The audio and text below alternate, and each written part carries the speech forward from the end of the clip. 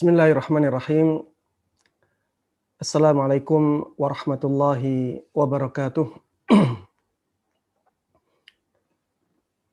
Innal hamdalillah nahmaduhu wa nasta'inuhu wa nastaghfiruh wa na'udzu billahi min shururi anfusina wa min sayyiati a'malina.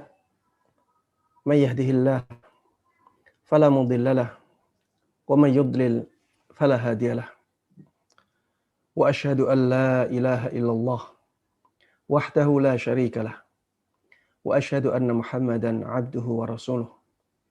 Sallallahu alaihi wa ala alihi wa sahbihi wa man tabi'ahum bi ihsanin ila yaumil liqa'ih. Para jamaah sekalian, kaum muslimin dan kaum muslimat, rahimani wa rahimakumullah. Semoga Allah Subhanahu wa taala selalu memberikan rahmatnya kepada kita semuanya. Alhamdulillah, di hari yang mulia ini, dalam keadaan yang baik ini, kita bisa bertemu kembali dalam kajian ilmiah ini. Mudah-mudahan Allah Subhanahu wa taala memberikan kepada kita semuanya keikhlasan dalam melakukan amalan yang mulia ini, menuntut ilmu agama. Sehingga Allah Subhanahu wa taala memberikan kepada kita balasan pahala yang mulia dan memberikan ilmu yang bermanfaat, ilmu yang berkah untuk kita semuanya. Di kehidupan kita di dunia maupun di kehidupan kita di surganya. Salawat dan salam semoga selalu terlimpahkan kepada Nabi yang sangat kita cintai, Nabi yang sangat kita kagumi, Nabi yang selalu kita junjung tinggi, selalu kita taati, dan selalu kita percayai, Nabi Agung Muhammad sallallahu alaihi wasallam. Mudah-mudahan salawat dan salam tersebut juga tercurahkan kepada seluruh keluarga beliau, seluruh sahabat beliau, dan seluruh kaum muslimin yang mengikuti beliau dan para sahabatnya dengan baik hingga hari akhir nanti. Ikhwati wa akhwati fillah, saudara-saudariku, kaum muslimin dan kaum muslimat. A'azzani Allah wa iyyakum. Semoga Allah Subhanahu wa taala terus memberikan kekuatan dan kemuliaan kepada kita semuanya. Pada kesempatan kali ini kita akan membahas sebuah bab atau subbab yang dibawakan oleh Imam Al-Mundhiri rahimahullahu taala dalam kitab beliau At-Targhib wa Tarhib. Dan bab ini berkaitan dengan rumah Allah Subhanahu wa taala, yaitu masjid. Beliau mengatakan atau memberikan subbab dengan perkataan beliau, At-Targhib fi tanzifil masajidi wa tadhhiriha wa ma jaa fi tajmiriha. Anjuran untuk membersihkan masjid dan mensucikannya, dan penjelasan yang datang tentang memarfuminya, ya, memberikan parfum untuk masjid. Jadi rumah-rumah Allah itu tempat yang mulia. Maka kita juga sebagai hamba Allah Subhanahu wa taala harus memuliakannya.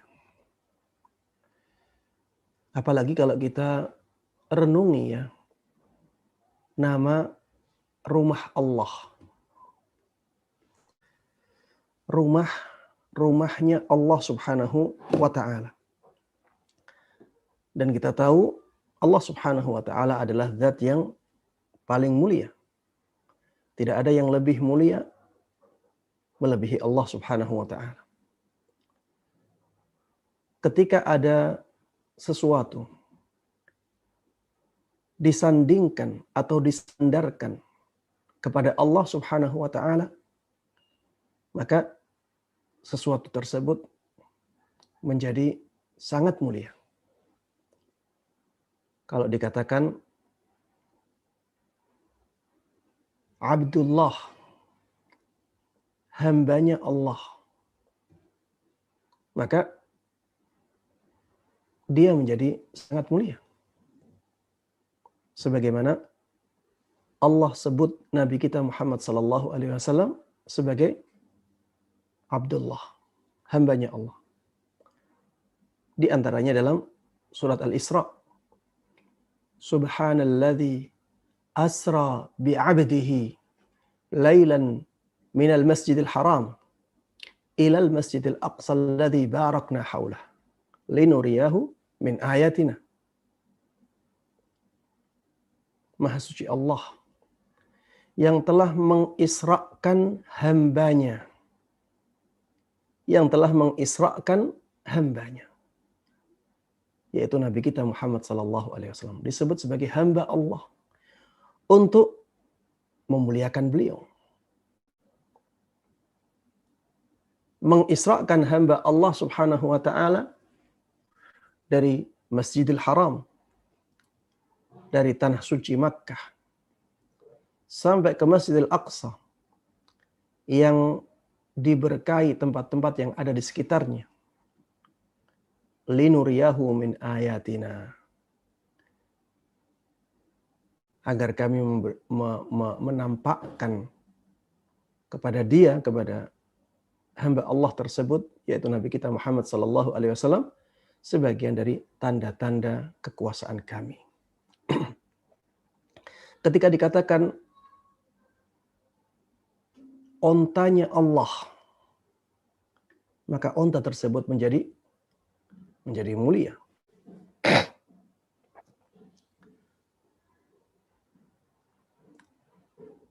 Makanya tidak boleh disembelih.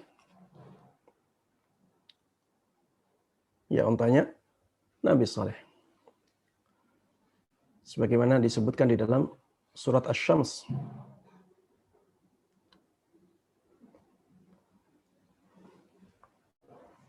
Kadzabat Thamud bitaghwa, kadzabat Thamud di dalam surat Asy-Syams, wa qad khaba man dassaha kadzabat Thamud bitaqwaha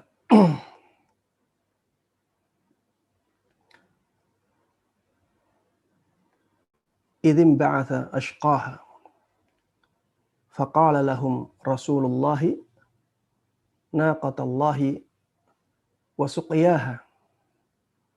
Dikatakan di situ naqatallah, yaitu ontanya Allah Subhanahu wa taala.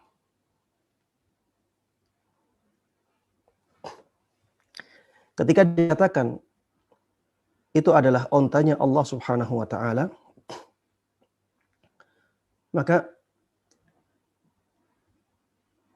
onta tersebut menjadi mulia karena disandarkan kepada Allah Subhanahu wa taala.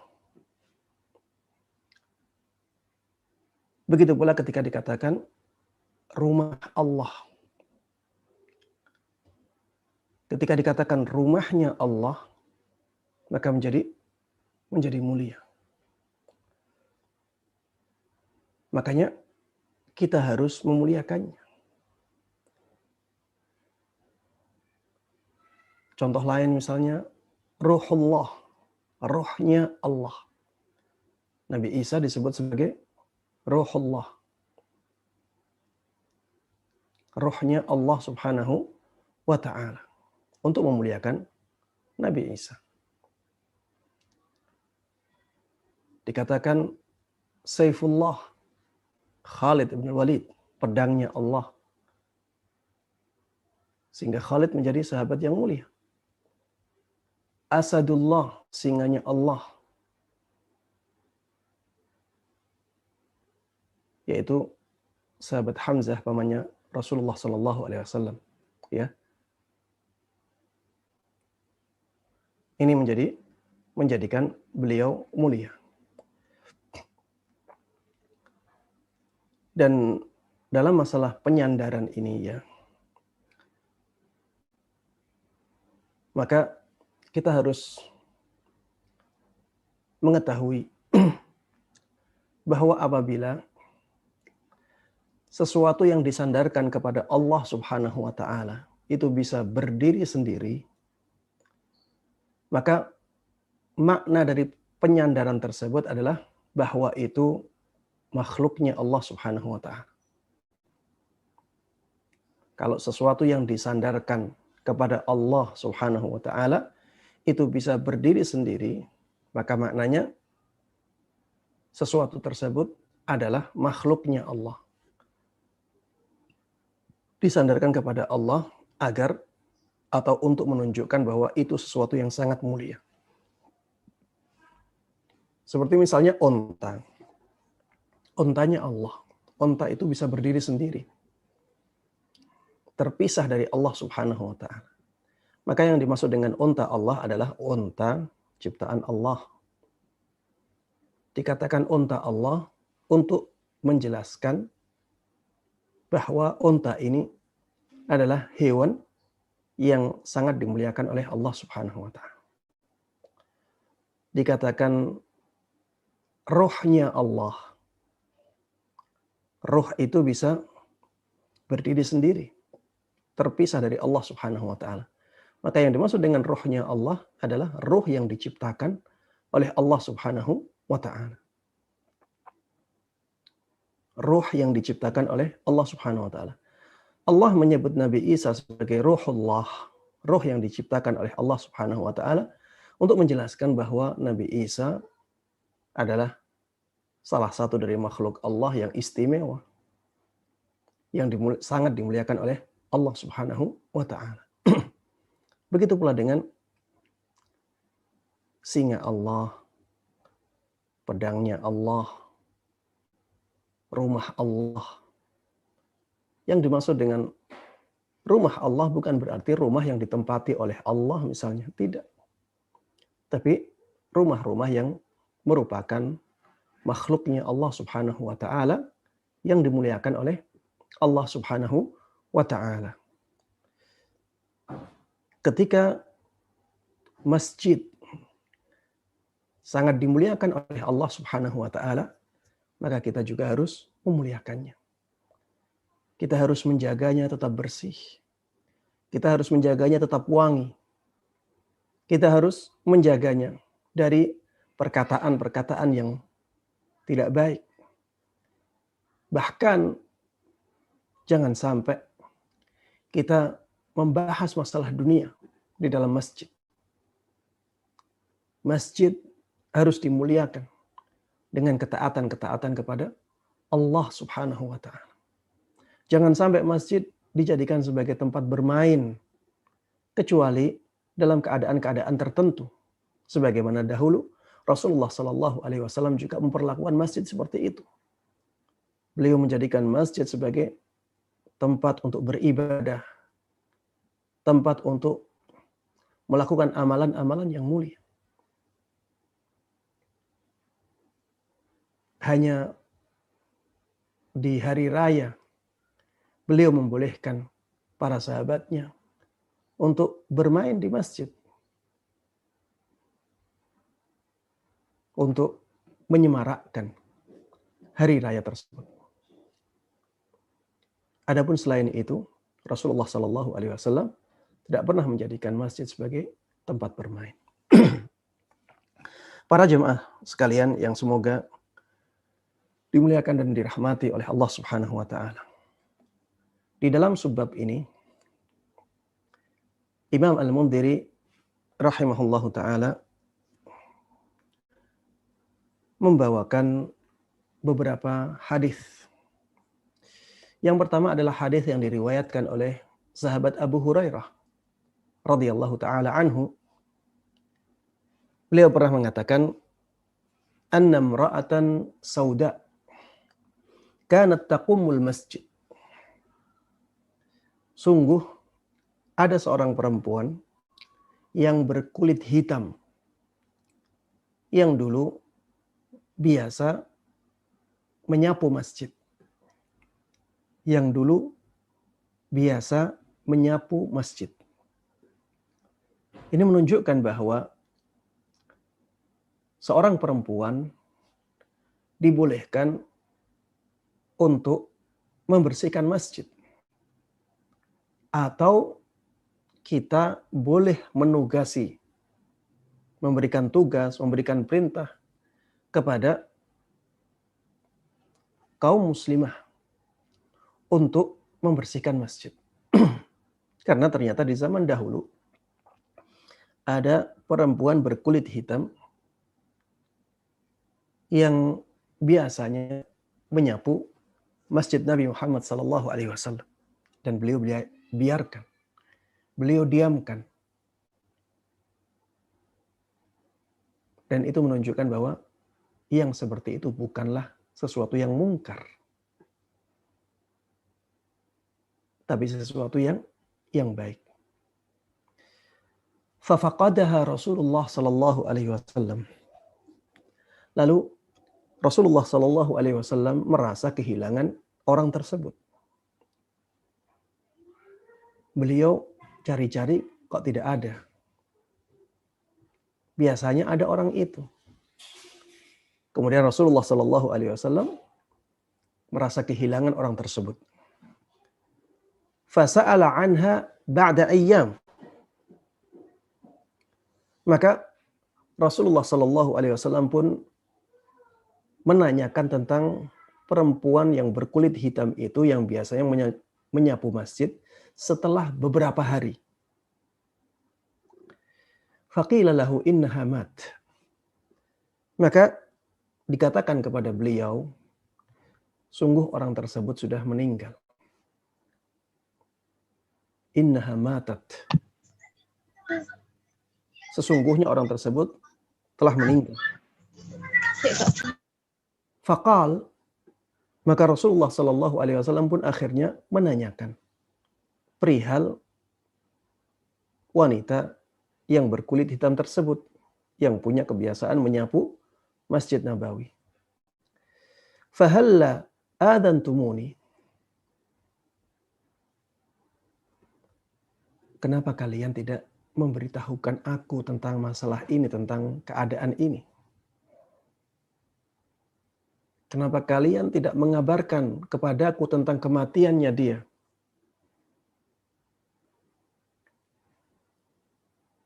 Maka setelah itu Rasulullah sallallahu alaihi wasallam mendatangi kuburannya. Fa'ata qabraha. Rasulullah sallallahu alaihi wasallam saking cintanya kepada wanita tersebut, ya, karena sangat berjasa dalam membersihkan Masjid Nabawi. Rasulullah sallallahu alaihi wasallam setelah mendengar berita tentang kematiannya, beliau mendatangi kuburannya. Fa'ata qabraha fa shalla 'alaiha. Beliau mendatangi kuburannya, kemudian setelah itu beliau sholat.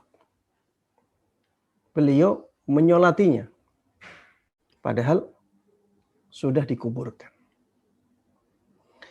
Hadis ini diriwayatkan oleh Imam Bukhari dan Imam Muslim. Hadis sahih. Ada banyak pelajaran yang bisa kita ambil dari hadis ini. Pelajaran yang pertama, bahwa orang yang memuliakan masjid, dia akan dimuliakan oleh Allah Subhanahu wa ta'ala. Coba, siapa yang menyangka orang ini sangat diperhatikan Rasulullah sallallahu alaihi wasallam? Siapa orang tersebut? Wanita.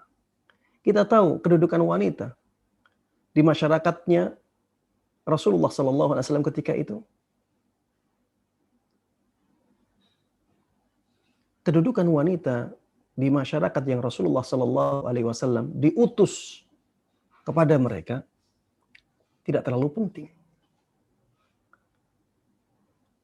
Kita tahu bagaimana kaum jahiliyah memperlakukan wanita. Mereka malu ketika mendapatkan anak seorang wanita. Bahkan banyak dari mereka, karena tidak ingin menanggung rasa malu tersebut, banyak dari mereka akhirnya mengubur anak perempuannya hidup-hidup. Kalau mereka tidak seperti itu, mereka akan menanggung kemaluan seumur hidupnya. Makanya ada yang mengambil jalan pintas itu, mengubur anak perempuan hidup-hidup. Perempuan di zaman jahiliyah dijadikan sebagai harta warisan. Perempuan di zaman jahiliyah tidak ada jatah warisnya. Bahkan dijadikan harta warisan. Na'udzubillah. Perempuan di zaman jahiliyah boleh dinikahi berapapun jumlahnya. Makanya ada sahabat yang masuk Islam, istrinya 10. Ada sahabat yang masuk Islam, istrinya 8. Akhirnya diperintahkan oleh Rasulullah SAW untuk memilih 4 saja. Yang lainnya harus ditalak.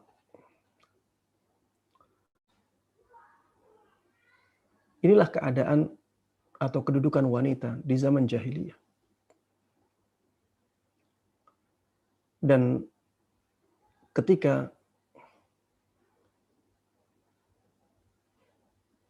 Islam datang, maka Islam mendudukkan wanita pada kedudukan yang sangat tinggi, yang sangat pantas untuk mereka. Tapi tetap saja ada sisa-sisa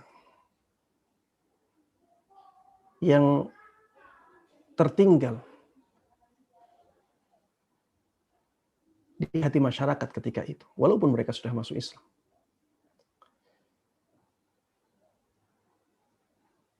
Meskipun demikian ya, Rasulullah SAW sangat memuliakan wanita ini. Apalagi di sini disebutkan wanitanya berkulit hitam ya. Tidak terlalu punya kedudukan ya di masyarakat wanita yang demikian.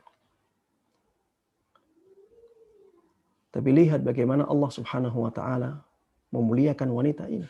Karena wanita ini memuliakan rumah Allah Subhanahu wa taala.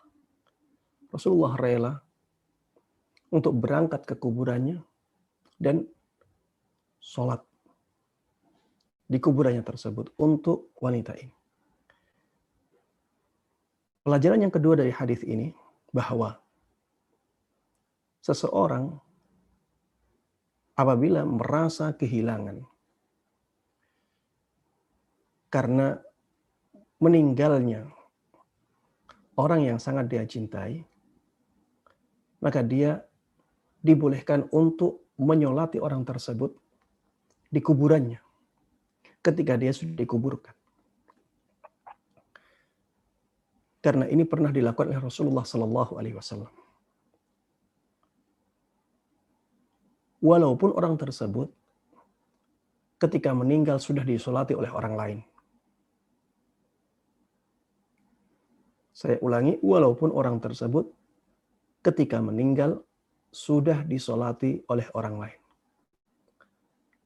Maka ketika kita merasa sangat kehilangan orang tersebut, ya, karena mulianya orang tersebut, karena dekatnya dia dengan kita, karena kita sangat mencintai dia, misalnya, kita boleh menyolati orang tersebut ketika dia sudah dikuburkan. Dan ini sangat berguna di zaman kita, di zaman pandemi. Seringkali seseorang kehilangan orang yang dicintainya, tapi dia tidak bisa menghormati mayit tersebut ketika mayit belum dikuburkan. Misalnya di zaman ini, orang-orang yang meninggal karena wabah COVID-19 misalnya, setelah diketahui dia meninggal, maka petugas rumah sakit akan segera menguburkannya. Dan orang yang menyolati dan yang menguburkan pun biasanya jumlah mereka sedikit. Maka bagi orang-orang yang tidak sempat menyolati mayat tersebut sebelum dikuburkan, dia boleh menyolati mayat tersebut setelah dikuburkan. Kalau ada yang bertanya, Ustadz, dari mana Ustadz tahu kalau wanita ini sudah disolati sebelum dikuburkan?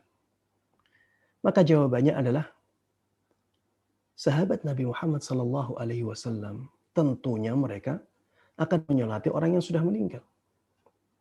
Ya, sangat jauh dan sangat lemah kemungkinan para sahabat ketika itu tidak menyolati wanita ini. Bagaimana mereka tidak menyolatinya? Kalau mereka tidak menyolatinya, tentunya mereka akan diingkari oleh Rasulullah SAW ketika itu. Karena ternyata Rasulullah SAW ketika itu menyolatinya. Beliau hanya mengingkari kenapa mereka tidak memberitahukan kematian wanita itu.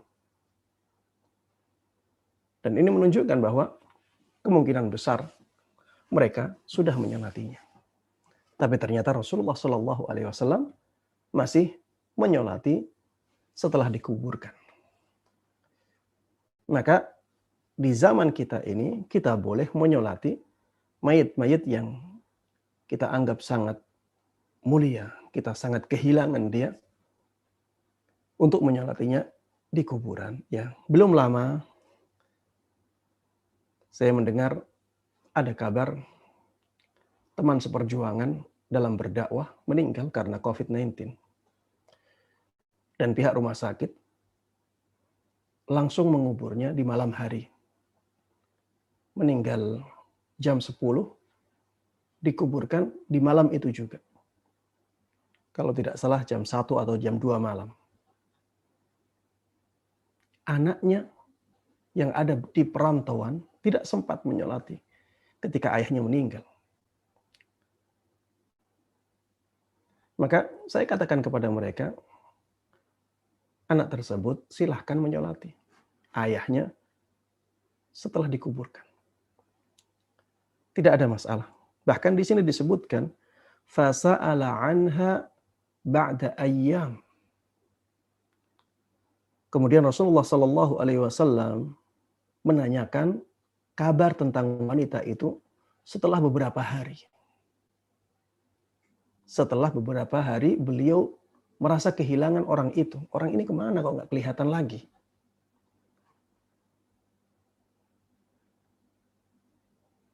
Ini menunjukkan bahwa tidak ada masalah. Walaupun sudah dikuburkan beberapa hari.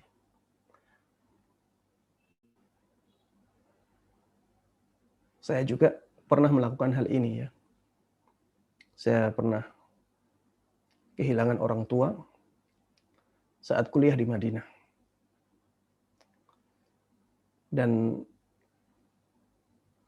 sangat sulit untuk meminta izin pulang untuk menghormati orang tua atas kematiannya. Akhirnya saya undur. Sampai 3 bulan setelah itu, saya baru bisa pulang.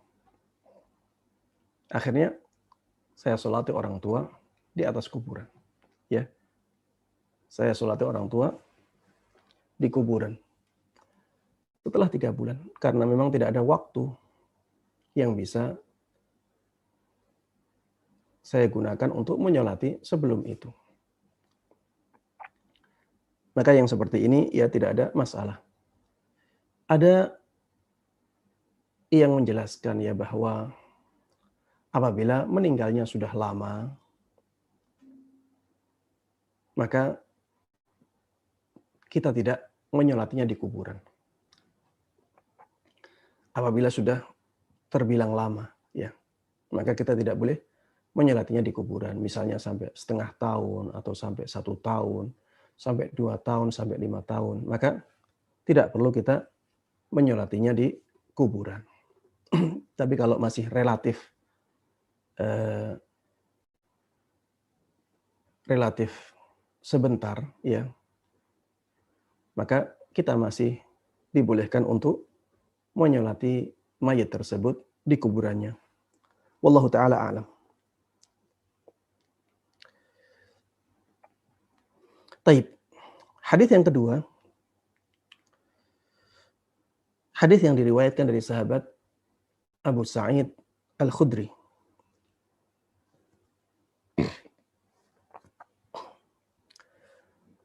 Beliau mengatakan masih tentang kisah yang sama, tentang wanita berkulit hitam yang membersihkan masjid. Beliau mengatakan kanat sauda taqumul masjid. Dulu pernah ada wanita yang berkulit hitam menyapu masjid. Fatuwufiyat lailan. Kemudian wanita tersebut meninggal di malam hari. Falamma asbaha Rasulullah sallallahu alaihi wasallam ukhbira biha. Maka ketika masuk waktu pagi, Rasulullah sallallahu alaihi wasallam diberikan kabar tentangnya. Faqal ala adantumuni. Maka Rasulullah sallallahu alaihi wasallam mengatakan kepada para sahabatnya, mengapa kalian tidak memberikan kabar kepadaku tentang kematiannya dia? Fa kharaja bi ashabihi fa waqafa ala qabriha. Maka Rasulullah sallallahu alaihi wasallam akhirnya berangkat bersama para sahabatnya dan berdiri di atas kuburan wanita tersebut. Ya bukan di atasnya persis ya, tapi di depan kuburan wanita itu. Fakabbara 'alaiha wan nasu khalfahu wa da'a laha thumma saraf. Maka Rasulullah sallallahu alaihi wasallam bertakbir.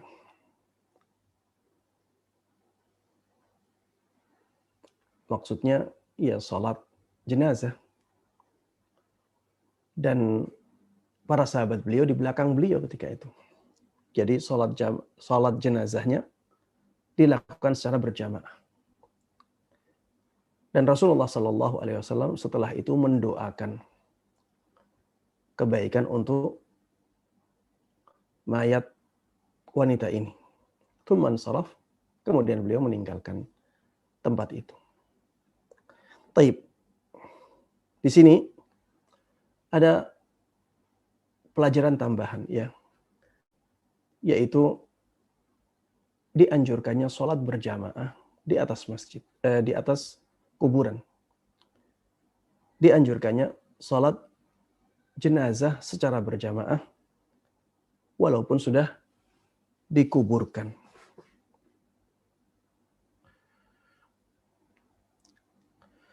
Taib. Ada yang mengatakan ya perempuan ini namanya Ummu Mihjan. Ya.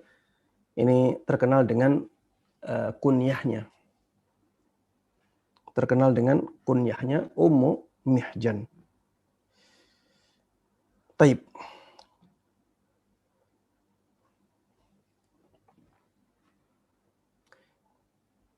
Hadis yang berikutnya adalah hadis yang diriwayatkan dari sahabat Samurah ibn Jundub radhiyallahu taala anhu. Beliau mengatakan, amarana Rasulullah sallallahu alaihi wasallam an nattakhidal masajida fi diyarina. Rasulullah sallallahu alaihi wasallam memerintahkan kepada kami untuk membangun masjid di kabilah kami, di tempat kabilah kami tinggal, di daerah kami. Wa amarana an nunadhifaha, dan beliau juga memerintahkan kami untuk membersihkannya. Ini jelas menunjukkan dianjurkannya membersihkan masjid. Jangan sampai masjid kita ya terlihat kotor, terlihat kumuh, karena itu bertentangan dengan kedudukan masjid. Masa rumah yang dimuliakan oleh Allah Subhanahu wa taala seperti itu keadaannya? Ya harusnya rumah tersebut kita kondisikan sebaik mungkin, sebersih mungkin, agar orang yang beribadah di tempat tersebut nyaman dan tenang. Tapi bukan berarti kita berlebih-lebihan dalam memperindah masjid. Ini malah tidak baik ya. Terlalu berlebihan dalam memperindah masjid malah tidak baik. Sebaiknya masjid itu terlihat sederhana. Sebaiknya masjid tersebut terlihat sederhana, tapi bersih dan nyaman untuk tempat ibadah. Karena kalau masjid terlalu indah, itu justru malah akan mengganggu kekhusyuan orang yang sholat di masjid itu. Dan ini juga termasuk di antara sesuatu yang tidak baik yang nantinya akan terjadi di akhir zaman.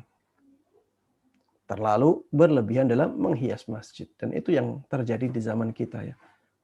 Itu yang terjadi di zaman kita. Orang-orang berlomba-lomba untuk menghias masjidnya. Berlomba-lomba untuk meninggikan masjidnya. Akhirnya mereka terlalu berlebihan dalam memperindah masjid. Sampai-sampai kalau orang datang ke masjid itu, ya, yang diperhatikan hiasannya.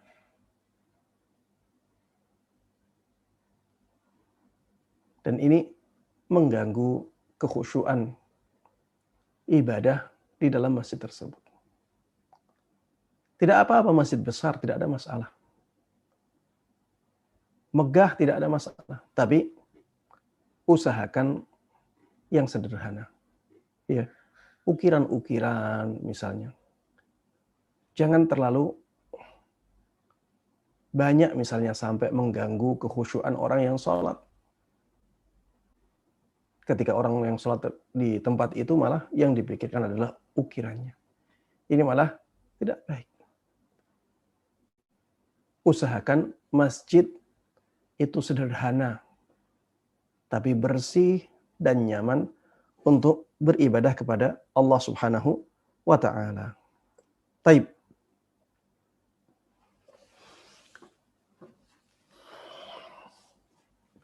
Di dalam hadis ini juga terdapat pelajaran tentang anjuran untuk membangun masjid di sebuah pemukiman agar orang-orang mudah untuk menjalankan ibadahnya di masjid.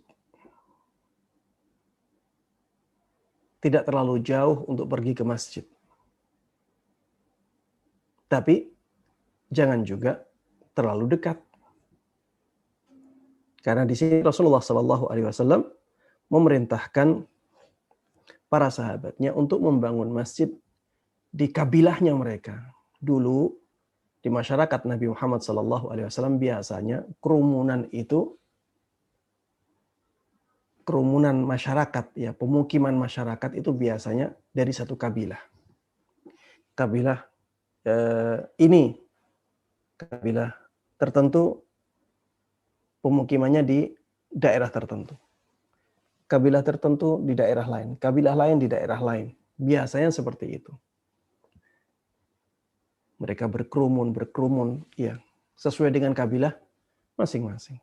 Dan Rasulullah merintahkan mereka untuk membangun masjid di tempat mereka tinggal atau di daerah mereka tinggal. Agar orang-orang yang ada di daerah tersebut bisa beribadah dengan berjamaah. di tempat ibadah itu atau di masjid tersebut. Jangan sampai orang terlalu jauh ke masjid, akhirnya menjadi berat. Taib. Kita tidak boleh membangun tempat ibadah apabila terlalu berdekatan. Karena ada larangan membangun masjid dirar, ya. Membangun masjid dirar yang akan memecah belah persatuan masyarakat. Akan memecah belah persatuan kaum muslimin. Dan alhamdulillah di negara kita ada aturan ya untuk membangun tempat ibadah ini. Aturan-aturan tersebut tidaklah dibuat kecuali untuk mendatangkan maslahat bagi kaum muslimin. Maka ketika ingin membangun rumah ibadah, taatilah aturan-aturan itu. Maslahatnya besar bagi kaum muslimin. Taib. Hadis yang terakhir yang disebutkan oleh Imam Al-Mundhiri rahimahullah taala dalam bab ini adalah hadis yang diriwayatkan oleh ibunda kita Aisyah radhiyallahu taala anha. Beliau mengatakan, amarana Rasulullah sallallahu alaihi wasallam bibina'il masajidi fid dur wa an tunazzaf wa tutayyab. Kami diperintahkan oleh Rasulullah sallallahu alaihi wasallam untuk membangun masjid di daerah-daerah kami. Dan kami juga diperintahkan agar masjid tersebut dibersihkan dan diparfumi. Kami juga diperintahkan agar masjid-masjid dibersihkan, dijaga kebersihannya. Dan juga diparfumi. Agar masjid diberikan wewangian. Ini yang masih lemah ya di masyarakat kita. Kalau bersih sudah banyak. Tapi kalau wangi masih sedikit.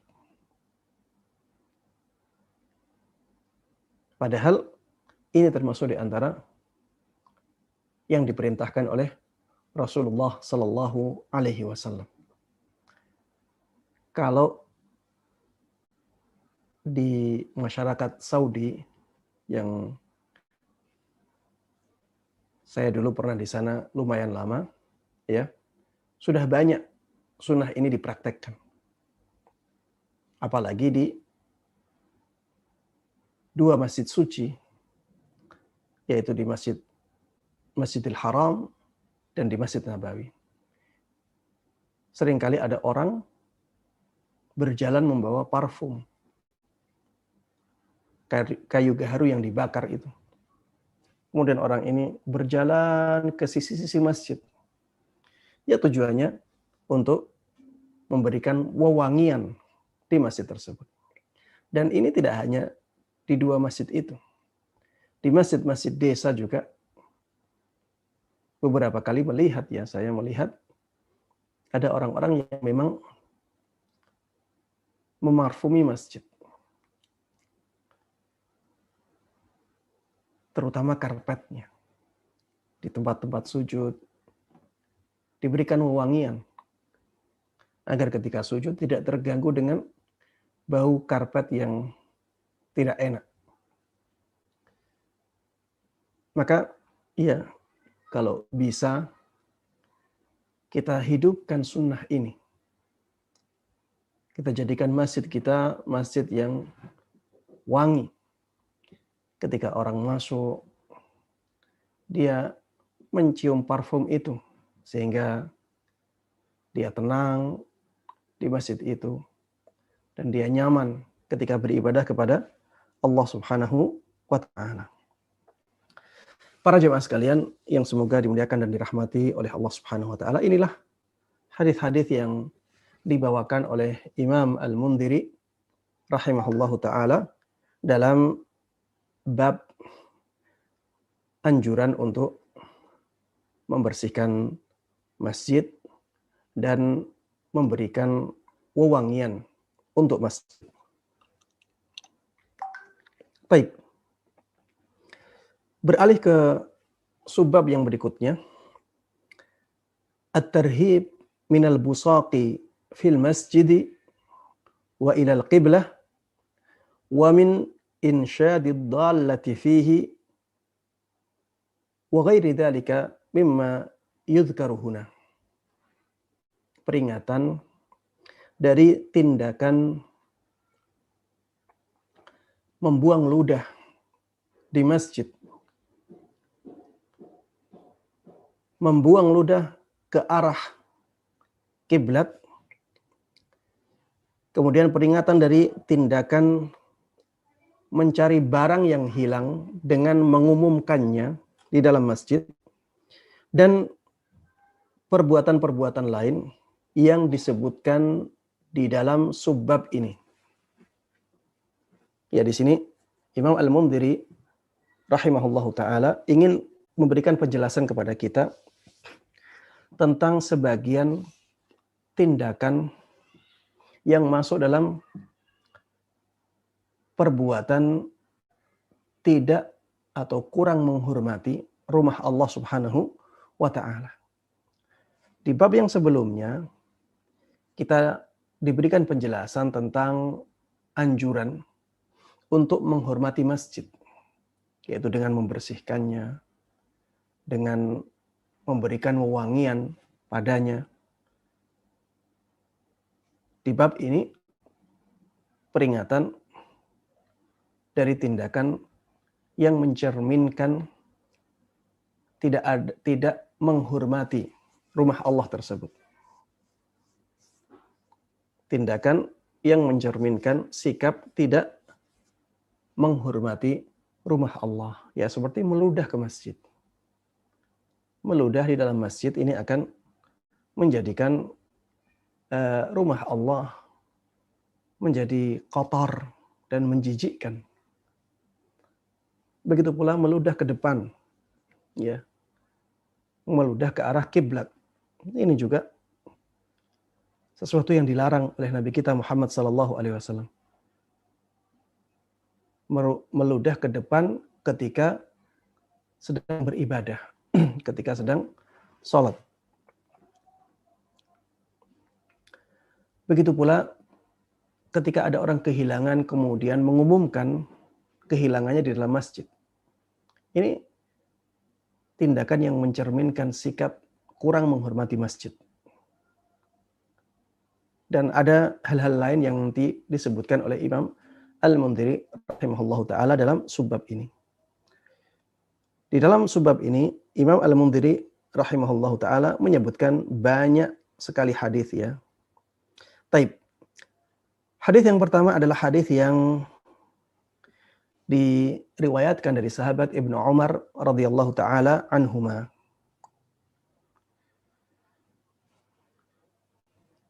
Beliau mengatakan, "Bainama Rasulullah sallallahu alaihi wasallam yakhutubu yauman."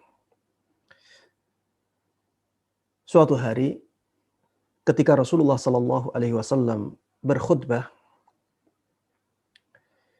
idh ra'a nukhamatan fi qiblatil masjid.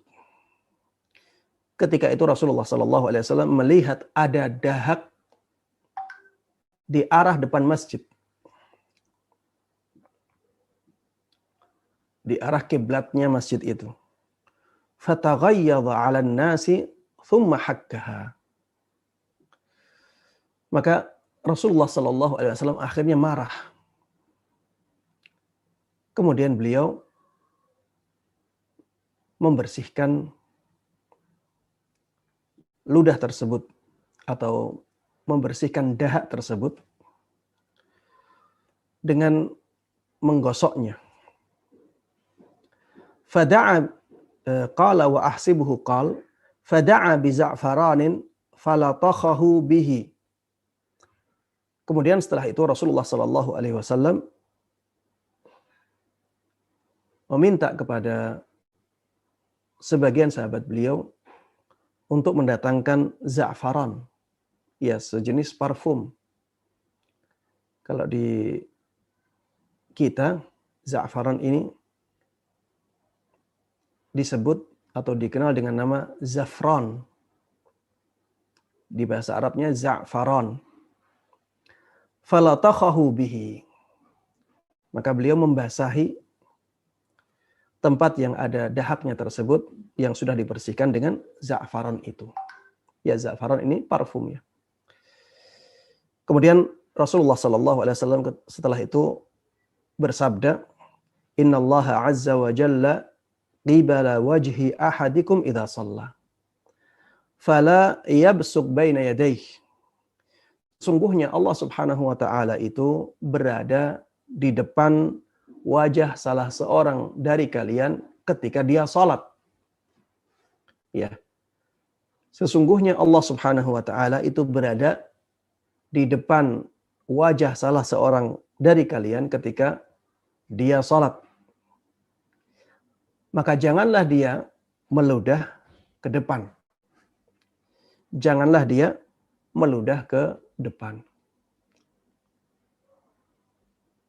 Ini menunjukkan bahwa apabila kita sedang sholat, kita tidak boleh meludah ke depan.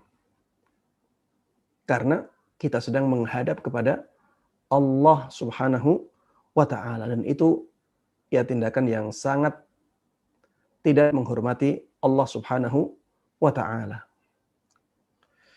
Hadis ini diriwayatkan oleh Imam Bukhari dan Imam Muslim. Taib.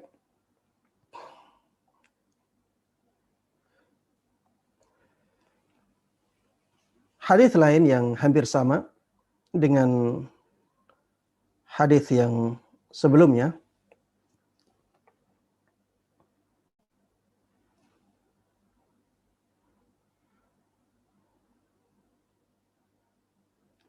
dari sahabat Abu Hurairah radhiyallahu taala anhu. Beliau mengatakan anna Rasulullah sallallahu alaihi wasallam ra'a nukhamatan fi qiblatil masjid fa aqbala 'alan nas faqal. Rasulullah sallallahu alaihi wasallam suatu ketika pernah melihat ada dahak di bagian depan masjid, di arah kiblatnya masjid. Fa aqbala 'alan nas, maka Rasulullah sallallahu alaihi wasallam menghadap kepada orang-orang yang ada ketika itu. Faqal, dan beliau mengatakan, ma balu ahadikum yaqumu mustaqbila rabbih fayatanakha'u amamahu.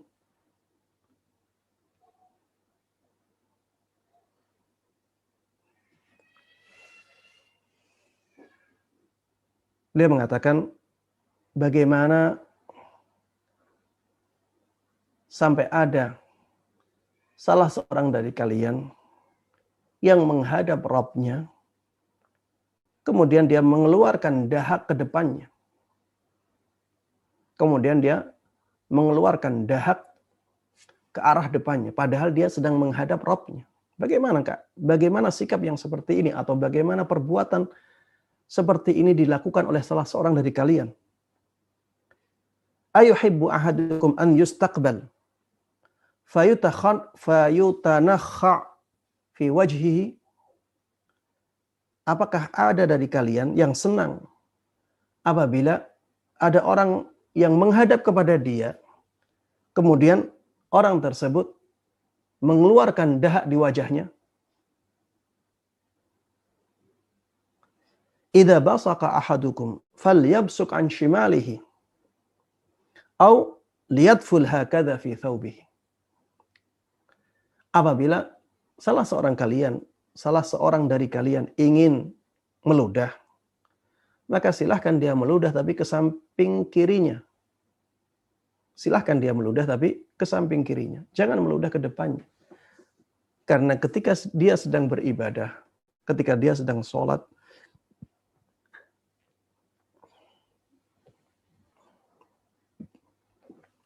dia sedang menghadap Allah Subhanahu wa ta'ala. Allah ada di depannya. Maka kalau ingin meludah, ludah ke bagian kiri. Tentunya ini kalau di bagian kirinya tidak ada orang ya. Kalau di bagian kirinya ada orang ya jelas tidak boleh dia meludah ke bagian kiri karena akan menzalimi orang yang ada di bagian kirinya. Au liyadful hakadha fi thawbihi.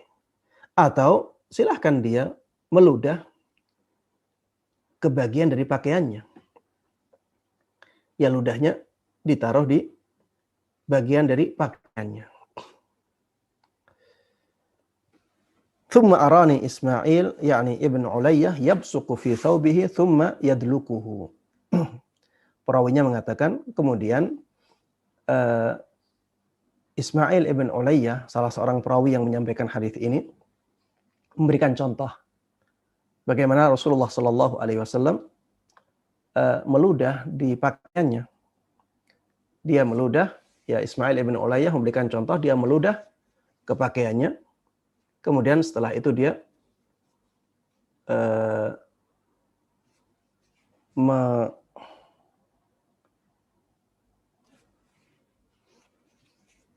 berusaha untuk menghilangkan ludah tersebut dengan pakaiannya.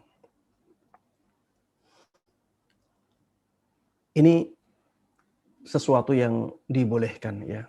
Dan di zaman dahulu hal-hal yang seperti ini biasa banget ya. Sesuatu yang tidak mengganggu orang lain. Mungkin di zaman kita yang seperti ini dianggap jijik ya. Orang misalnya meludah ke bagian pakaiannya, kemudian diucek-ucek pakaiannya agar ludahnya atau dahaknya hilang. Ini sesuatu yang di zaman kita juga menjadi kurang baik. Tapi di zaman Rasulullah Shallallahu Alaihi Wasallam seperti ini masih biasa. Kalau di zaman kita mungkin sebaiknya kita menggunakan tisu, ya. Dan tisu di zaman kita sangat mudah kita dapatkan. Kalau misalnya kita sedang flu, ada banyak dahak, dan kadang-kadang dahak tersebut tidak bisa kita hindari, keluar sendiri, maka kita bisa mengeluarkan dahak tersebut di tisu.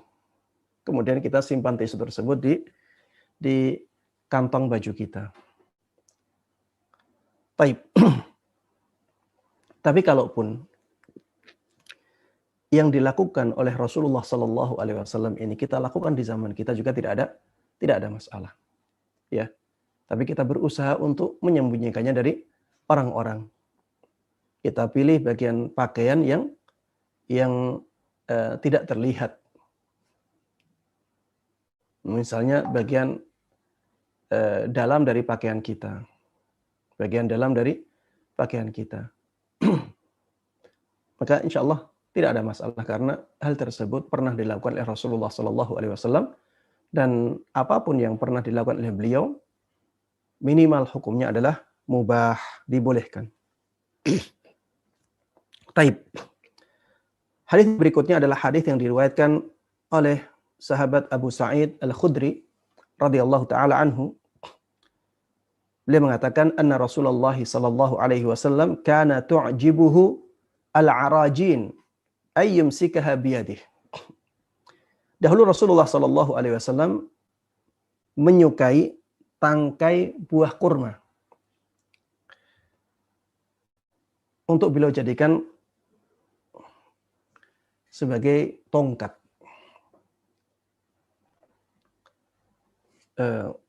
Jadi kalau kita melihat pohon kurma ya, ada tangkai yang untuk daun, ada tangkai yang dia keluar memang untuk tempat buah kurmanya. Dia tangkai khusus, ya. Dia bukan tangkai yang untuk dedaunan. Kalau tangkai yang untuk daunan besar ya, tapi kalau tangkai untuk buah kurmanya itu tangkainya kecil. Dipotong, kalau buah kurmanya dihilangkan bisa dibuat tongkat. Dahulu Rasulullah Shallallahu Alaihi Wasallam senang menggunakan tongkat itu, tongkat yang Beliau ambil dari tangkai buah kurma. Fadakhala al-masjid dzata yaum. Maka suatu ketika atau suatu hari beliau pernah masuk ke masjid. Wa fi yadihi wahidun minha. Dan di tangan beliau ada tangkai buah kurma itu. Fara'a nukhamat fi qiblatil masjid. Beliau ketika itu melihat ada banyak dahak di bagian depan masjid. Bagian depan ini maksudnya adalah arah kiblat. Di arah kiblatnya masjid. Mungkin di dinding. Bisa jadi di dinding arah kiblat masjid. Taib. Fahattahunna hatta anqahun. Maka Rasulullah sallallahu alaihi wasallam menggosoknya sampai benar-benar bersih. Thumma aqbala 'alan nasi mughdaban. Kemudian beliau menghadap kepada orang-orang di saat itu yang ada di sana dengan marah, dalam keadaan beliau marah. Ya. Ini menunjukkan bahwa beliau juga bisa marah. Beliau halus. Beliau sangat berakhlak. Tapi kalau ada sesuatu yang menjadikan beliau marah, maka beliau juga marah. Karena beliau melihat orang-orang banyak yang membuang dahaknya ke arah kiblat masjid itu, maka beliau marah. Dan beliau mengatakan, ayuhibbu ahadukum an yastaqbilahu rajulun fayabsuqa fi wajhihi? Apakah ada dari kalian yang senang apabila ada orang menghadapnya, kemudian orang tersebut meludah ke wajahnya? Ini beliau sampaikan dalam keadaan beliau sedang marah. Inna ahadakum idza qama ila shalah fa innama yastaqbilu rabbahu. Sesungguhnya apabila ada salah seorang dari kalian berdiri untuk sholat, maka sesungguhnya dia sedang menghadap Rabbnya. Wal malaku an yaminih. Dan di sana ada malaikat di samping kanannya. Fala yabsuq baina yadayhi wala an yaminih. Maka jangan sampai dia meludah ke arah depan. Dan dia juga jangan sampai meludah ke arah kanannya. Depannya ada Allah Subhanahu wa ta'ala. Di kanannya ada malaikatnya. Jangan sampai kita melakukan tindakan yang sangat tidak mencerminkan penghormatan atau pengagungan kepada Allah Subhanahu wa ta'ala. Begitu pula kepada malaikat yang ada di kanan kita ketika kita sedang melakukan sholat. Dalam riwayat lain redaksinya, fa innallaha azza wa jalla baina aydikum fi salatikum. Karena sesungguhnya Allah azza wa jalla itu berada di depan kalian ketika kalian sedang salat. Fala tuwajjihu syai'an minal adza baina aydikum. Maka jangan sampai kalian melakukan sesuatu yang mengganggu. Jangan sampai kalian menghadapkan sesuatu yang bisa mengganggu orang atau sesuatu atau zat yang kalian menghadap kepadanya.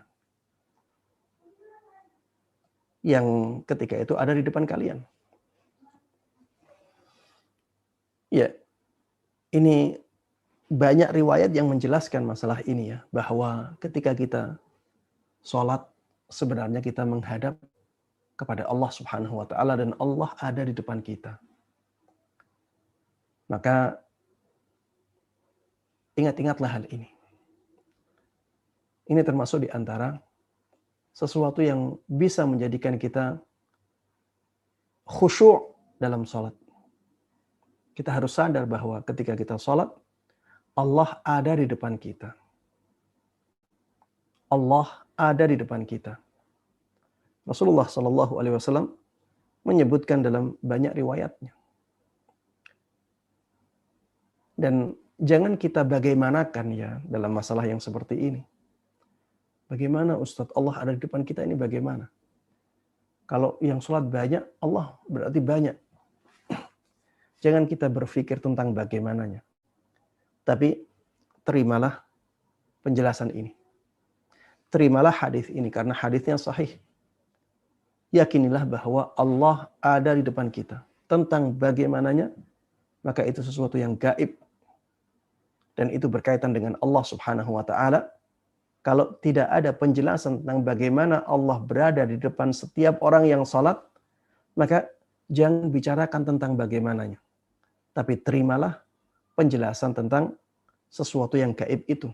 Bahwa Allah berada di depan setiap orang yang salat menghadap kepada Allah Subhanahu wa Ta'ala. Sehingga jangan sampai kita melakukan sesuatu yang mencerminkan tidak adanya penghormatan kepada Allah Subhanahu wa Ta'ala atau kurang menghormati Allah Subhanahu wa Ta'ala. Makanya kita tidak boleh menoleh, ya. Allah ada di depan kita. Kita tidak boleh meludah ke depan karena Allah ada di depan kita. Ya. Kita juga jangan sampai pikirannya kemana-mana. Allah sedang ada di depan kita. Maka fokuslah pada hal-hal yang berkaitan dengan sholat kita. Renungilah bacaan-bacaan kita. Jangan sampai malah kita kemana-mana ya pikirannya. Kelihatannya sholat khusyuk, ternyata yang ada di pikirannya dunia lain. Ya, jangan sampai seperti itu. Taib. Hadis yang berikutnya.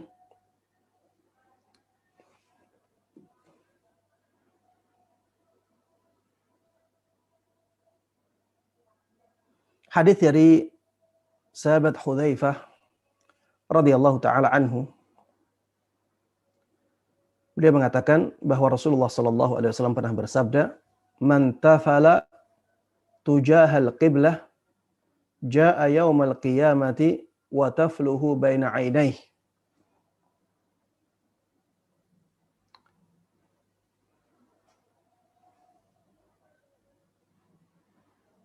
Baik. Barang siapa yang meludah ke arah kiblat, maka pada hari kiamat nanti dia akan didatangkan dan ludahnya tersebut ada di antara dua matanya. Ludah tersebut ada di antara dua matanya. Ini ya ancaman bagi mereka yang meludah ke arah kiblat.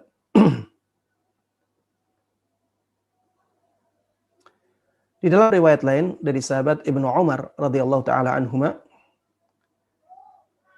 beliau mengatakan bahwa Rasulullah sallallahu alaihi wasallam pernah bersabda, "Yub'atsu sahibun nukhamati fil qiblah yaumal qiyamah wa hiya fi wajhihi." Orang yang membuang dahaknya ke kiblat, orang yang meludahkan dahaknya ke arah kiblat, pada hari kiamat nanti dibangkitkan dalam keadaan dahak tersebut ada di wajahnya. Ya.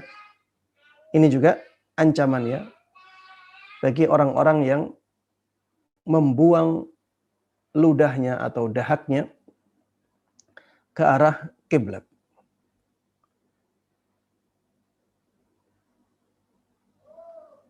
Ini menunjukkan bahwa meludah ke arah kiblat itu diharamkan karena adanya larangan yang menjelaskan masalah ini.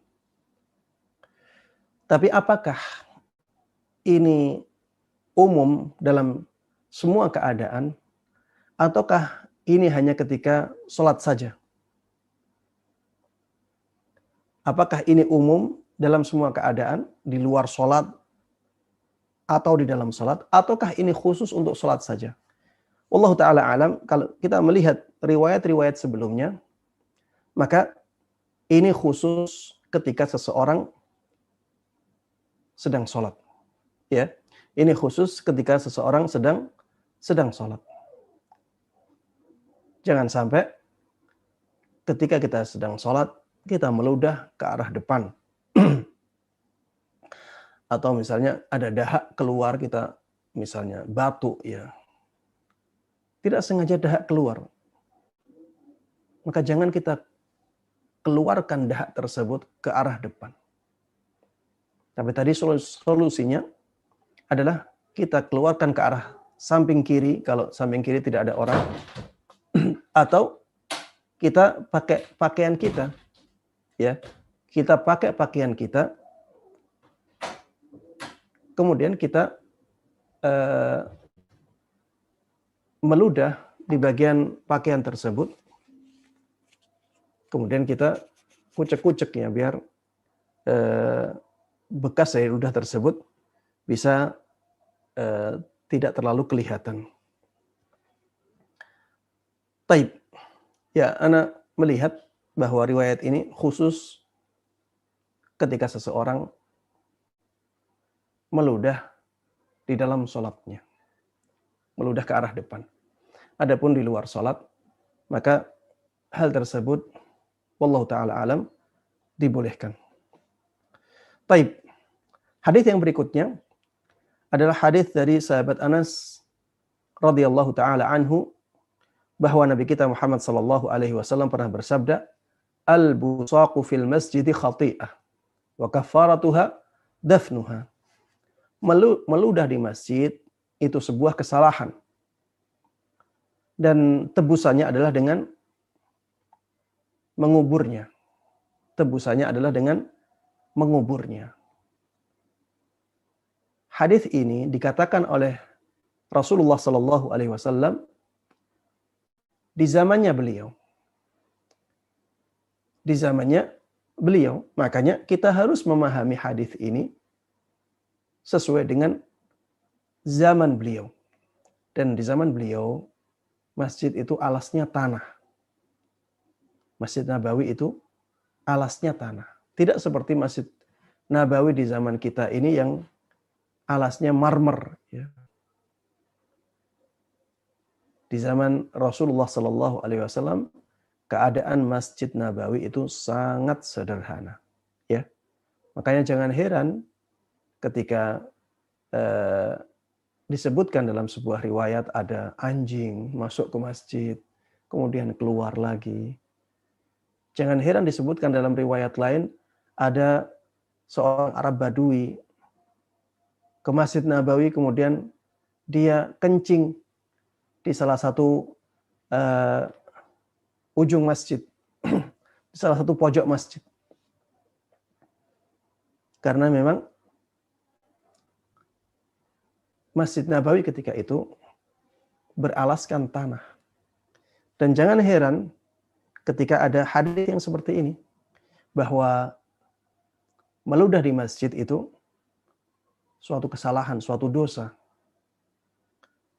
Dan tebusannya adalah dengan menguburnya. Kalau orang sekarang meludah di dalam masjid yang bermarmer atau berlantaikan keramik, sangat aib sekali ya, sangat buruk.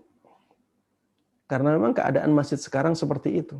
Di zaman Nabi, yang seperti itu masih biasa. Karena sedikit perbedaan antara masjid dengan luar masjid.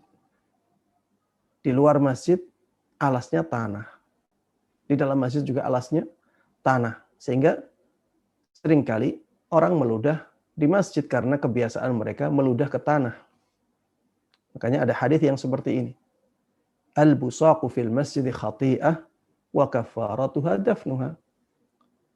Meludah di masjid itu kesalahan, itu dosa, dan tebusannya adalah dengan menguburnya. Dengan memendamnya. Jangan sampai hal ini kita terapkan di masjid yang alasnya marmer atau masjid yang alasnya keramik. Ketika ada orang yang meludah di masjid, kita katakan kamu harus melakukan tebusannya. Kamu harus mengubur ludahmu. Akhirnya dia rusak marmernya, dia rusak keramiknya untuk mengubur ludah itu. Tidak ya. Kalau misalnya keadaan masjidnya itu beralaskan marmer atau beralaskan keramik, maka cukup dengan membersihkannya. Cukup dengan membersihkannya, itulah tebusannya.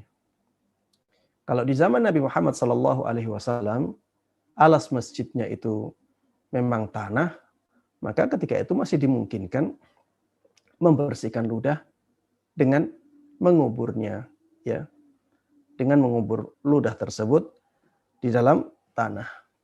Taib. Di dalam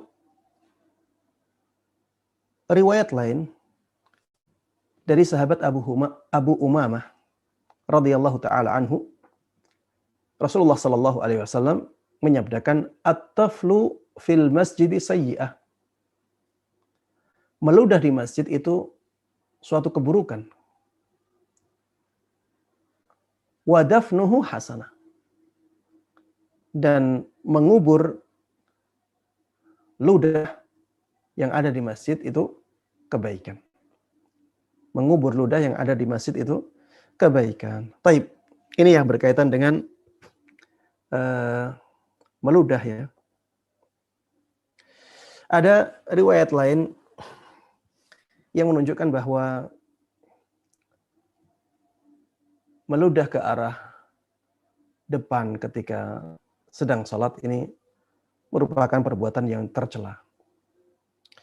Dari Abu Sahlah As-Sa'ib Ibn Khallad, salah satu sahabat Nabi Muhammad SAW, dia mengatakan, anna rajulan amma qauma. Ada seorang lelaki, dia mengimami kaumnya, fabasaqa fil qiblah. Maka orang ini pun meludah ke arah kiblat. Wa Rasulullah sallallahu alaihi wasallam yanzur. Ketika itu Rasulullah sallallahu alaihi wasallam melihat pemandangan itu. Faqala Rasulullah sallallahu alaihi wasallam hina faragh, la yusalli lakum hadha. Setelah Rasulullah sallallahu alaihi wasallam melihat orang ini selesai dari sholatnya, Rasulullah mengatakan kepada orang-orang yang bermakmum kepada orang ini, bermakmum dengan orang ini, menjadikannya sebagai imam. Beliau mengatakan, orang ini jangan sampai menjadi imam salat kalian. Fa'arada ba'da dhalika an yusalliya lahum famana'uhu wa akhbaruhu biqauli Rasulillah sallallahu alaihi wasallam. Maka setelah itu orang ini ingin mengimami mereka lagi. Setelah itu orang ini ingin menjadi imam lagi dalam sholat. Maka orang-orang pun menghalanginya. Dan mereka mengabarkan tentang perkataan Rasulullah sallallahu alaihi wasallam. Ya, mengabarkan kepada orang tersebut perkataan Rasulullah sallallahu alaihi wasallam bahwa beliau melarang mereka menjadikan orang tersebut sebagai imam mereka. Fadzukira dzalika li Rasulillah sallallahu alaihi wasallam. Maka akhirnya kejadian itu pun disampaikan kepada Rasulullah sallallahu alaihi wasallam. Faqal, maka Rasulullah sallallahu alaihi wasallam mengatakan, iya, memang harusnya seperti itu. Innaka adzaitallah wa rasulah. Karena engkau telah menyakiti Allah dan Rasul-Nya. Karena engkau menyakiti Allah dan Rasul-Nya. Orang tersebut yang menjadi imam dan meludah ke arah kiblat, ya, dikatakan oleh Rasulullah Sallallahu Alaihi Wasallam telah menyakiti Allah dan Rasul-Nya. Dan menyakiti Allah dan Rasul-Nya perbuatan yang diharamkan. Taib.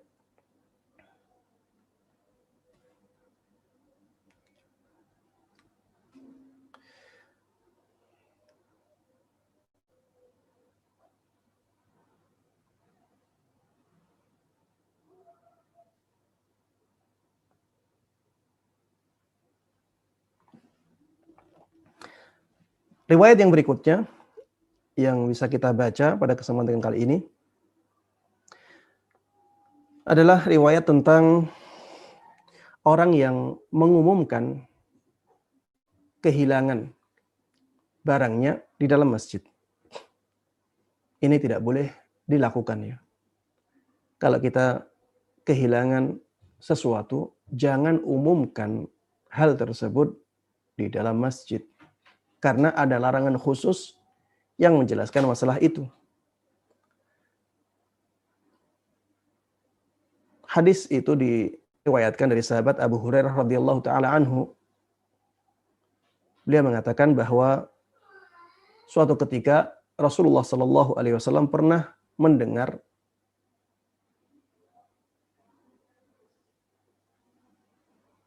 bahwa beliau, sahabat Abu Hurairah, pernah mendengar Rasulullah Shallallahu alaihi wasallam bersabda, "Man sami'a rajulan yanshudu dhalatan fil masjid falyaqul la raddaha Allahu 'alaik fa innal masajida lam tubna li hadza." Barang siapa yang mendengar orang mengumumkan barangnya yang hilang di dalam masjid, barangnya yang hilang, dia mengumumkannya di dalam masjid, maka katakan kepada orang itu, la raddahallahu alaik. Semoga Allah Subhanahu wa taala tidak mengembalikan barang itu kepadamu. Semoga Allah Subhanahu wa taala tidak mengembalikan barang itu kepadamu. Kenapa kita diperintahkan untuk mengatakan kata-kata ini? Kata Rasulullah Sallallahu Alaihi Wasallam, karena masjid itu tidak dibangun untuk tujuan itu, untuk tujuan-tujuan yang berhubungan dengan dunia. Masjid itu dibangun untuk beribadah kepada Allah Subhanahu Wa Taala. Kalau ada barang hilang, silahkan umumkan di luar masjid. Silahkan umumkan di luar masjid.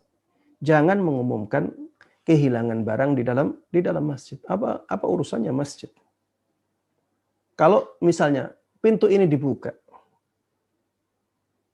akan ada berapa orang yang menggunakan pintu ini? 1 menit ada orang kehilangan. Kehilangannya di pasar, mengumumkannya di masjid. Ada orang kehilangan lagi di jalan, mengumumkan di masjid. Akan ada berapa orang yang nantinya akan melakukan yang seperti ini. Dan kalau selalu dilakukan oleh banyak orang seperti itu, jadi apa masjidnya? Makanya Rasulullah Shallallahu Alaihi Wasallam menutup pintu ini. Barang siapa mendengar ada orang mengumumkan barangnya yang hilang, dan dia mengumumkannya di dalam masjid, maka katakan kepada dia, la raddahallahu alaik.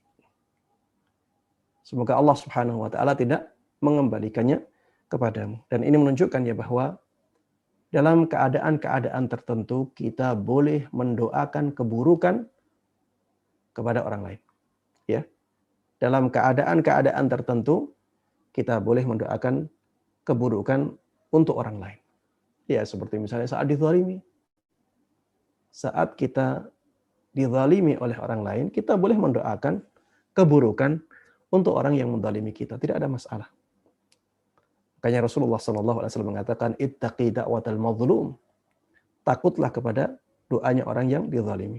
Di dalam hadis ini, la raddahallahu alaik. Semoga Allah Subhanahu wa taala tidak mengembalikan barang yang engkau cari. Di dalam hadis lain, ya, ini juga menunjukkan bolehnya berdoa keburukan untuk orang lain pada keadaan-keadaan tertentu. Rasulullah Shallallahu Alaihi Wasallam mengatakan, "Idza ra'aitum man yabi'u aw yabta'u fil masjid, faqulu la arbahallahu tijaratak."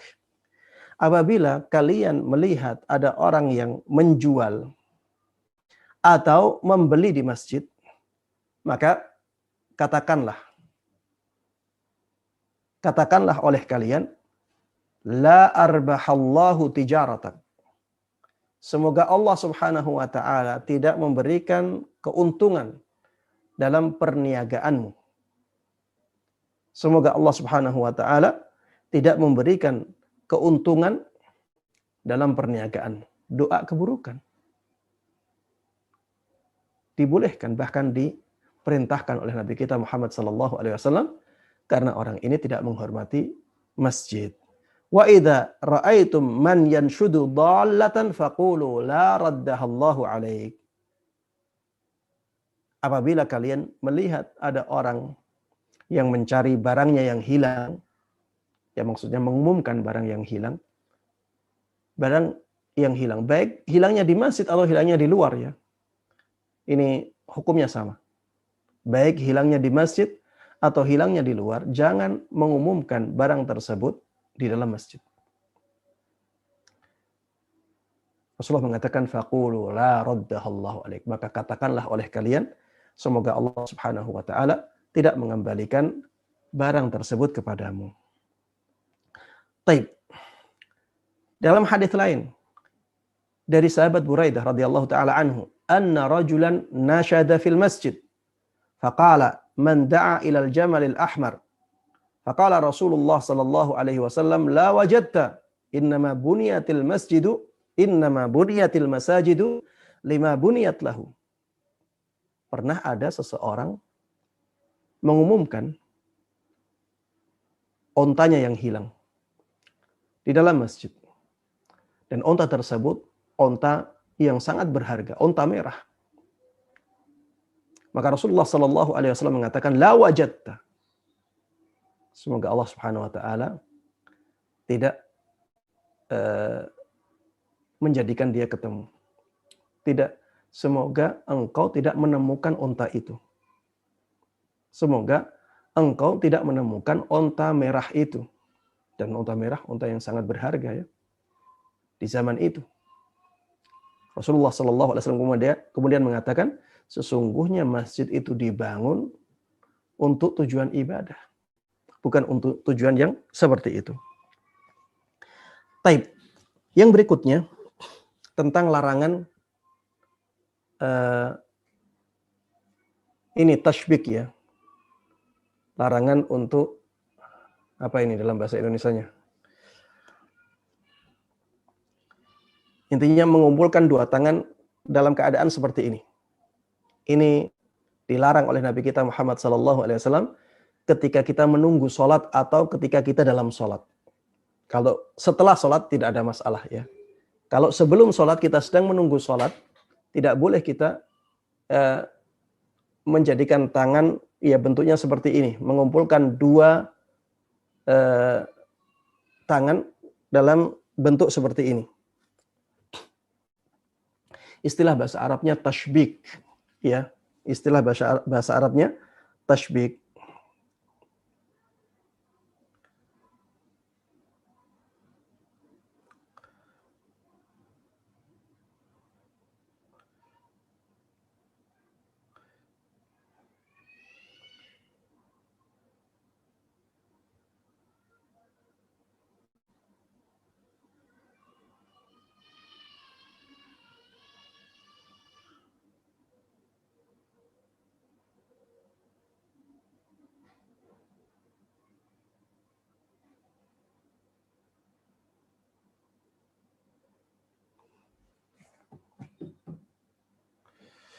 Taib.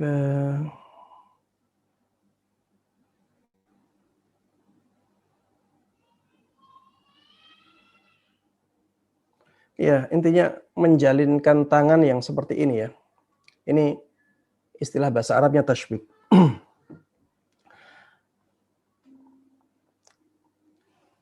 Dari sahabat Abu Hurairah.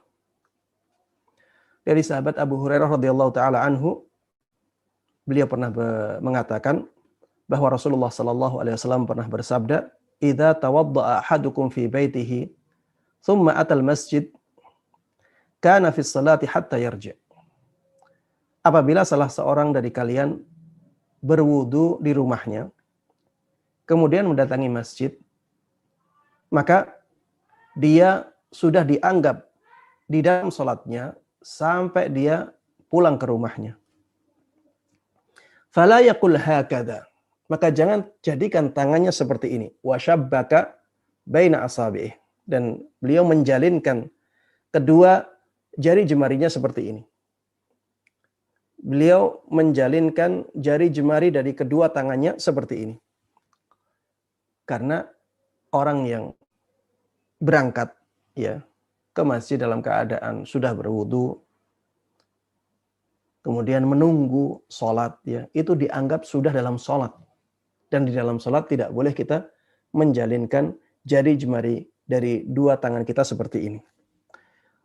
Wallahu ta'ala alam hikmahnya apa, tapi ada larangan seperti ini dari Nabi kita Muhammad sallallahu alaihi wasallam. Dalam hadis lain dari sahabat Ka'ab ibn Ujrah radhiyallahu taala anhu, beliau mengatakan, sami'tu Rasulullah sallallahu alaihi wasallam yaqul, "Idza tawadda'a ahadukum thumma kharaja 'amidan ila shalah, fala yushabbikanna baina yadayhi fa innahu fi shalah." Apabila ada salah seorang dari kalian berwudu di rumahnya, kemudian dia keluar untuk menuju masjid, maka jangan dia menjalinkan atau merangkai jari jemarinya seperti ini. Baina yadayhi, ya di depannya dia. Fa innahu fis shalah. Karena sesungguhnya dia di dalam salat. Ya. Jadi kalau tidak di dalam salat, maka tidak ada masalah seperti ini. Tapi kalau di dalam salat kita tidak boleh merangkai jari jemari kita dengan bentuk seperti ini. Ya, illahnya fa innahu fi shalah. Karena sesungguhnya dia itu berada dalam salat. Taib. Ada dari riwayat lain, Ka'ab ibn Ujrah juga, dakhala alayya Rasulullah sallallahu alaihi wasallam fil masjid wa qad shabbaktu baina asabi'i. Suatu ketika Rasulullah sallallahu alaihi wasallam pernah masuk ke masjid dan aku di dalam masjid itu. Ketika itu aku merangkai jari jemariku seperti ini. Maka Rasulullah sallallahu alaihi wasallam mengatakan kepadaku, "Ya Ka'ab, idza kunta fil masjid, fala tushabbikanna baina asabi'ik, fa anta fi salatin man tadharta as-salah." Wahai Ka'ab, ketika engkau berada di masjid, maka jangan engkau rangkaikan jari jemarimu seperti ini. Ini tashbik namanya dalam bahasa Arab. Fa anta fi salah, karena engkau berada di dalam salat selama engkau menunggu salat. Jadi larangannya ketika seseorang dalam keadaan salat.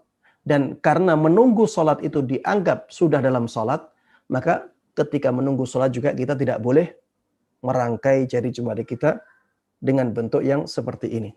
Taib.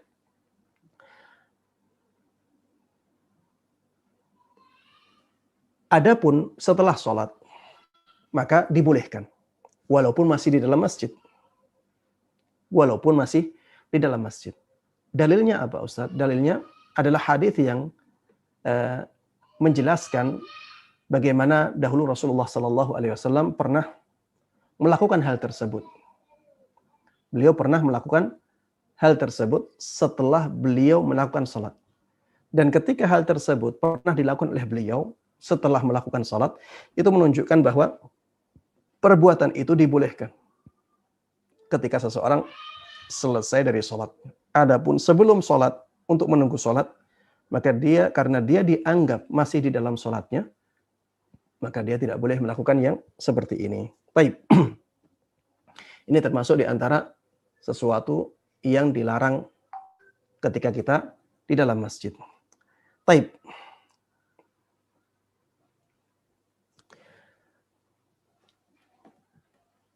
Hadis yang berikutnya adalah menjadikan masjid sebagai jalan untuk lewat. Ini juga tindakan atau sikap kurang menghormati masjid. Rasulullah Shallallahu Alaihi Wasallam pernah menyabdakan, "La tattakhidul masajida turuqa illa lidzikrin aw shalah." Jangan sampai kalian menjadikan masjid sebagai jalan untuk lewat saja, kecuali untuk berzikir dan sholat. Ya, masjid itu dibangun untuk berzikir, untuk sholat, untuk beribadah kepada Allah Subhanahu wa Ta'ala. Maka jangan sampai kalian menjadikannya sebagai jalan saja. Ya, misalnya ada gang ya. Kalau lewat jalan biasa, jalannya menjadi jauh. Kalau lewat masjid, menjadi lebih dekat. Ya, dalam keadaan seperti ini, jangan sampai kita memilih masjid untuk lewat. Ini termasuk di antara tindakan kurang menghormati masjid. Kalau ke masjid, ya sholat. Kalau ke masjid, ya sholat. Atau berzikir di dalam masjid.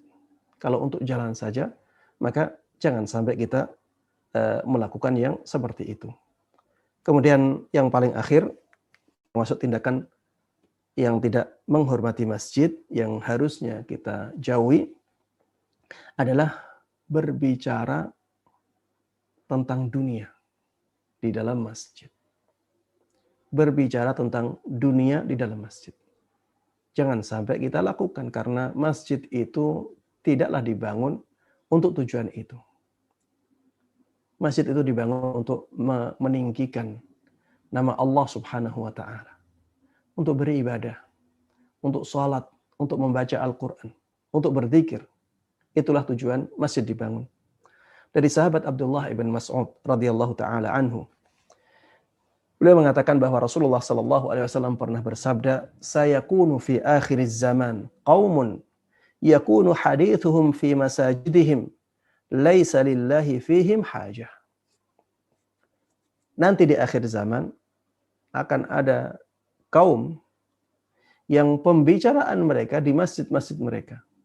Ya, jadi masjidnya digunakan untuk ngobrol. Dan obrolan-obrolan tersebut bukan obrolan-obrolan yang mengingatkan mereka kepada akhirat. Ngobrol masalah dunia. Laisa lillahi fihim hajah. Allah tidak butuh kepada mereka. Allah tidak butuh kepada mereka. Ya, ini celaan ya. Maka jangan sampai kita melakukan yang seperti ini. Jadikan masjid sebagai tempat untuk beribadah. Karena masjid itu dibangun sebagai tempat ibadah. Tujuan dibangunnya masjid adalah untuk ketaatan kepada Allah Subhanahu wa Ta'ala. Taib. Kalau kita lihat ya hadis-hadis yang lalu, maka di sini ada beberapa hal yang bisa kita simpulkan, yang tidak layak untuk kita lakukan di masjid.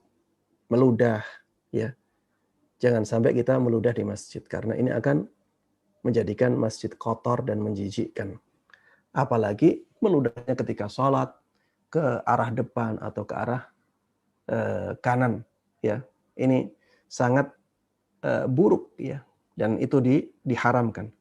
Kemudian yang kedua tadi, kita tidak boleh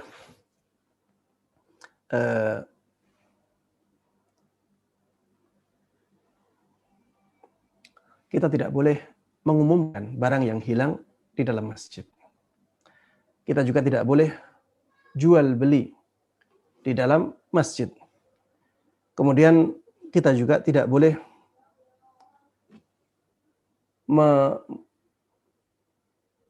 membentuk atau menjalin jari jemari kita seperti ini, ya, di dalam masjid ketika kita menunggu sholat. Kemudian yang terakhir, jangan sampai kita menjadikan masjid sebagai tempat untuk lewat saja. Dan jangan sampai kita membicarakan masalah dunia di dalam masjid. Ya, ini semuanya adalah hal-hal yang seharusnya kita jauhi untuk memuliakan rumah Allah Subhanahu wa taala. Taib, demikian yang bisa Ana sampaikan dalam kesempatan kali ini.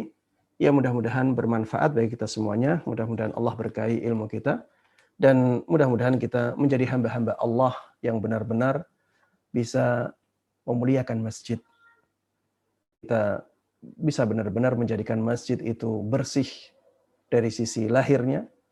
Kita menjadikan masjid tersebut nyaman untuk digunakan oleh hamba-hamba Allah Subhanahu wa taala dalam beribadah kepadanya. Kita juga membersihkan masjid tersebut dari kotoran-kotoran lahir, begitu pula dari kotoran-kotoran batin, ya. Dan di zaman akhir ini ya, ada kejadian-kejadian yang sungguh sangat sangat buruk ya, yang terjadi di sebagian masjid kaum muslimin.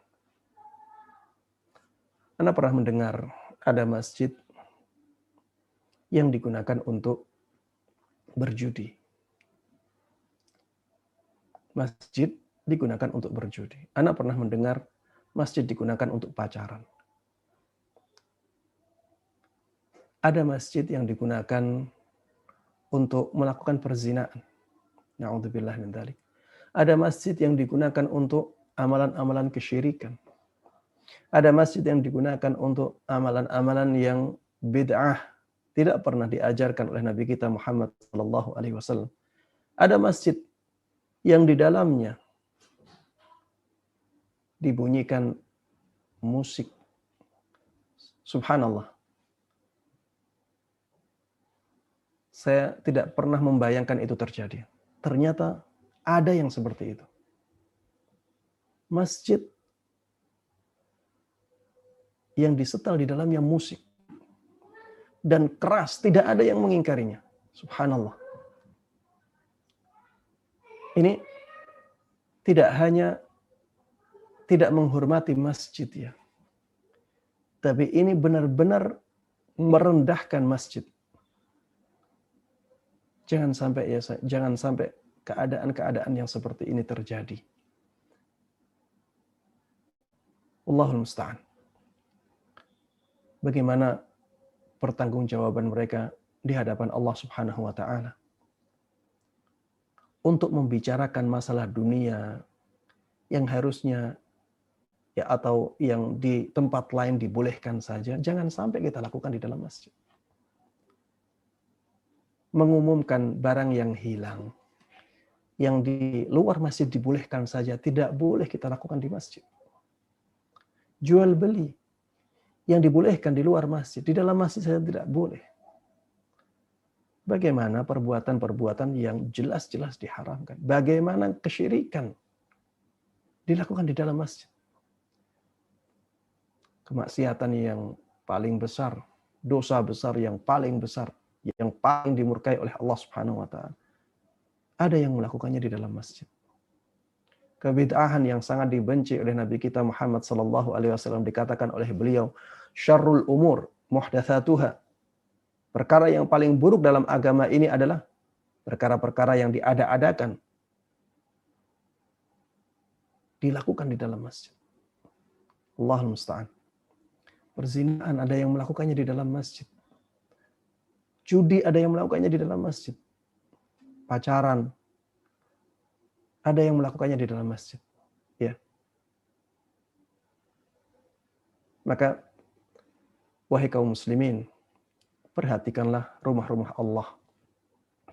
Muliakanlah rumah-rumah Allah. Bersihkanlah rumah-rumah Allah.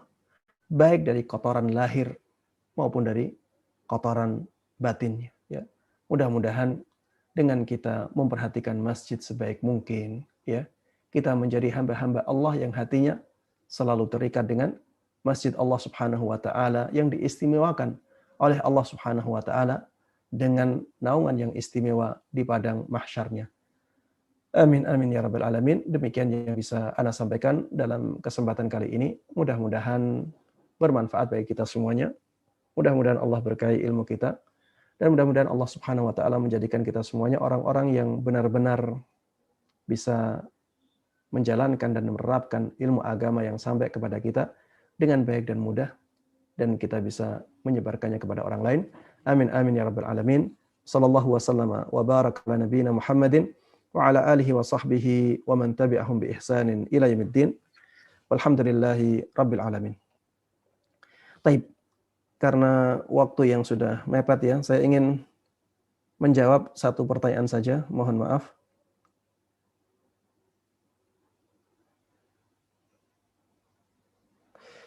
Ada pertanyaan, Assalamualaikum warahmatullahi wabarakatuh. Waalaikumsalam warahmatullahi wabarakatuh. Apakah Rasulullah Shallallahu Alaihi Wasallam ketika menyolatkan wanita kulit hitam tersebut di depan kuburnya, apakah hal ini pengecualian boleh sholat di kuburan? Jawabannya iya, ya. Jawabannya iya, karena sholat jenazah itu disebut sebagai sholat, ya. Dan memang syarat-syarat sholat harus terpenuhi di situ. Ya, ada takbiratul ihramnya, ada salamnya, dan kita wajib berwudu, wajib suci ketika kita sholat jenazah. Sehingga memang sholat jenazah itu sholat. Dan harusnya sholat di kuburan itu tidak dibolehkan. Tapi ternyata Rasulullah SAW dahulu melakukannya, dan tidak hanya sendirian, beliau bersama para sahabatnya. Maka ini pengecualian ya. Jadi larangan untuk sholat di masjid itu dalil umum, ya. Itu dalil umum. Maksudnya kita tidak boleh sholat apapun di kuburan, kecuali sholat yang dijelaskan dalam hadis khusus ini. Kecuali sholat jenazah. Ya. Kalau sholat jenazah, kita dibolehkan untuk sholat di kuburan. Taib. Ini ada pertanyaan yang kedua dari orang yang sama. Apakah Rasulullah Sallallahu Alaihi Wasallam dan sahabat melakukan sholat jenazah atau gaib di kuburan wanita kulit hitam? Ya, ini tidak dinamakan sholat gaib ya. Ini tidak dinamakan sholat gaib. Bagaimana dengan larangan beribadah di kuburan atau sholat di kuburan, Ustadz? Mohon penjelasannya. Iya, intinya sholat di kuburan itu diharamkan, tidak dibolehkan. Secara umum demikian. Ada yang dikecualikan, yaitu sholat jenazah. Ya, sholat jenazah bagi orang-orang yang tidak sempat menyolati jenazahnya, maka dia dibolehkan untuk sholat jenazah di atas kuburannya. Kemudian sholat jenazah tersebut apabila dilakukan di kuburan jenazahnya, ini bukan sholat gaib ya. Ini memang menyolati mayat tersebut. Ya, wallahu ta'ala a'lam. Adapun larangan beribadah di kuburan, maksudnya adalah larangan ibadah yang tidak ada tuntunannya. Adapun ibadah-ibadah yang ada tuntunannya, ada dalilnya, maka boleh dilakukan di kuburan. Ada ibadah-ibadah yang memang ada tuntunannya untuk dilakukan di kuburan. Maka ibadah-ibadah itulah yang dibolehkan. Seperti misalnya mengucapkan salam kepada ahli kubur ketika berziarah. Ini boleh kita lakukan di kuburan, dan itu masuk ibadah. Contohnya lagi, mendoakan kebaikan untuk ahli kubur. Berdoa kepada Allah. Ibadah tidak? Kita katakan iya. Ibadah ini dicontohkan oleh Nabi kita Muhammad SAW, boleh dilakukan di kuburan. Maka kita juga melakukannya demikian. Contohnya, tadzakurul maut. Mengingat kematian. Mengingatkan diri kepada kematian, kepada hari akhir. Ini juga ibadah. Dan boleh dilakukan di kuburan. Contohnya lagi misalnya sholat jenazah. Sholat jenazah. Ini juga ibadah. Dan Rasulullah SAW pernah mencontohkannya untuk dilakukan di kuburan. Tidak ada masalah. Adapun ibadah-ibadah lain yang tidak ada contohnya dari Nabi kita Muhammad SAW atau dari para sahabatnya untuk dilakukan di kuburan, maka jangan kita lakukan di kuburan. Seperti misalnya membaca zikir-zikir, ya apalagi dengan cara bareng-bareng, ya. Membaca tahlil, membaca tasbih, tahmid, membaca takbir dilakukan bareng-bareng, ya. Kemudian pahalanya dikirimkan ke ahli kubur yang ada di depan mereka. Seperti ini tidak dibolehkan. Kenapa tidak dibolehkan? Karena tidak adanya dalil yang menjelaskan bolehnya ibadah yang seperti itu di kuburan. Tidak ada. Rasulullah Shallallahu Alaihi Wasallam tidak pernah sekalipun melakukan yang seperti itu. Para sahabatnya juga demikian, tidak pernah sekalipun melakukan yang seperti itu. Maka ini tidak boleh kita lakukan di kuburan. Membaca Al-Quran juga demikian. Tidak pernah Rasulullah Shallallahu Alaihi Wasallam membaca Al-Quran di atas kuburan untuk dihadiahkan pahalanya kepada mayit. Para sahabatnya juga demikian. Maka ibadah yang seperti ini tidak dibolehkan untuk kita lakukan di kuburan. Menyembelih di kuburan, ini ibadah, menyembelih ibadah ya. Ini tidak pernah dicontohkan oleh Nabi kita Muhammad Sallallahu Alaihi Wasallam. Para sahabatnya juga demikian, tidak pernah mencontohkan yang seperti itu. Ya, dan ibadah-ibadah lain ya, yang tidak ada tuntunannya untuk dilakukan di kuburan, maka tidak boleh kita lakukan di kuburan. Karena pada asalnya memang kuburan itu bukan tempat ibadah. Makanya hanya ibadah-ibadah tertentu yang ada tuntunannya untuk dilakukan di kuburan yang boleh kita lakukan di kuburan. Ya, demikian jawaban yang bisa Anda sampaikan. Ya, mudah-mudahan bisa difahami dengan baik dan mudah-mudahan bermanfaat. Saya di sini tidak ada niat untuk menyalahkan. Ya, tidak ada niat untuk menyalahkan. Saya di sini berniat untuk memperbaiki keadaan. Yang mungkin asalnya tidak tahu, mudah-mudahan tersadarkan. Dan memperbaiki kesalahan-kesalahan yang dilakukan di saat-saat ya dilakukan ketika tidak tahu ya. Jadi niat kita dalam menyampaikan ini adalah niat kebaikan untuk memberikan nasihat kepada saudara-saudara kita yang masih melakukan yang seperti itu. Kalau misalnya kurang kuat atau kurang bisa menerima penjelasan yang seperti ini, silahkan dirujuk ke kitab-kitab hadis.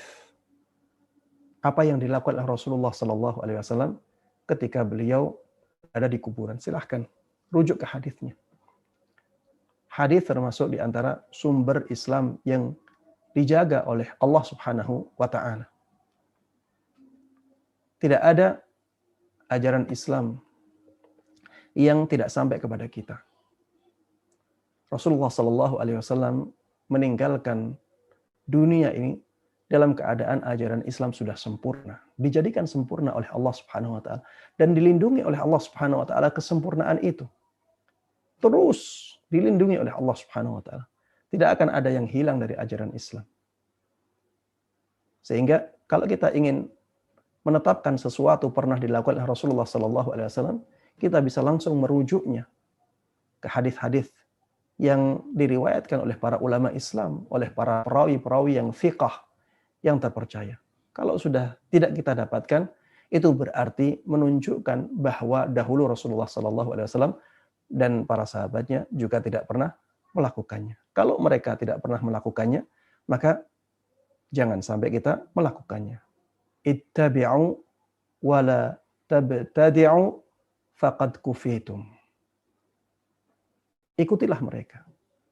Tugas kita mengikuti saja. Jangan membuat-buat. Jangan membuat-buat aturan agama sendiri atau cara beribadah sendiri. Faqad kufitum. Kalian sudah dicukupi. Kalian sudah dicukupi dengan apa yang mencukupi kalian. Sudah. Kita sudah ada contohnya, sudah ada tuntunannya dalam beribadah, sudah cukup dengan itu. Tidak usah kita membuat-buat aturan ibadah sendiri. Ya, demikian. Wallahu taala alam. mohon maaf dengan sedikitnya waktu untuk menjawab pertanyaan pada kesempatan kali ini, karena memang saya ingin agar bisa menyampaikan sebanyak mungkin pelajaran untuk kita semuanya, sehingga kita tidak membutuhkan waktu yang banyak dalam menyelesaikan kitab ini. Mudah-mudahan itu yang paling besar manfaatnya bagi kita semuanya. Dan mari kita tutup kajian ini dengan doa kafaratul majlis. Subhanakallahumma wa bihamdik, asyhadu an la ilaha illa anta, astaghfiruka wa atubu ilaik. Assalamualaikum warahmatullahi wabarakatuh. Kuota haji semakin hari semakin terisi. Nasratul Ummah menyediakan sebuah solusi. Berangkat haji tanpa ngantri. Dibimbing langsung oleh Ustadz Abu Haidar As-Sundawi dan Ustadz Rizal Yuliar, putra Nanda LC. Dengan Haji Furoda, insya Allah Anda dapat berangkat di tahun 2021. Jaminan 100% uang kembali jika tak pergi haji. Daftar segera. Hubungi 0812 1953 3422.